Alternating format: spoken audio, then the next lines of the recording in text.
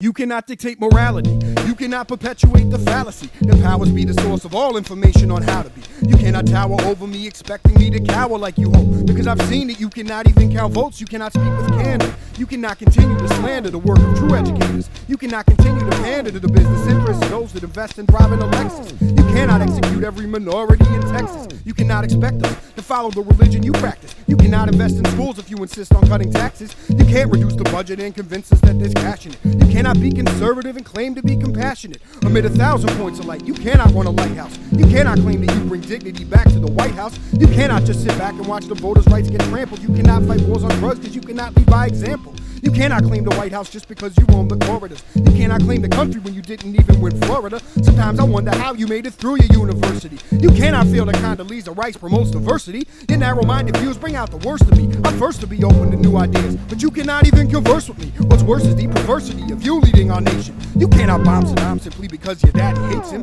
You cannot start from scratch because of born-again repentances. You cannot speak for me. You cannot even speak in sentences. You cannot place your emphasis on values while you pile your influential family's friends into your cabinet and bow to elder statesmen because you're faking. You cannot lead us, clearly. You could not lead the Rangers past the Yankees to the series. You cannot convince us you don't just hate Clinton because you know you could be president for life and still your interns wouldn't blow you. You cannot toe the line and tell us you have shown the sign and shown the sun on everyone when the economy declined as soon as you took office.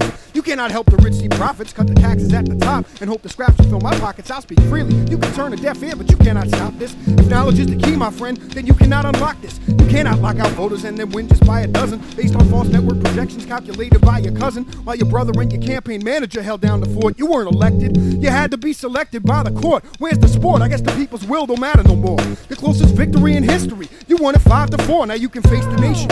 And you can even meet the press. You can say whatever you want at the State of the Union address. You can go crazy, calling your wife the first lady. Pretend that you're in control and not the puppet of Dick Cheney. Have the Secret Service follow you, ready to draw their guns. You can play Hail to the Chief and ride around on Air Force One. And you don't have to listen to me, after all, I'm just a resident. So take the Oval Office, but you cannot be my president.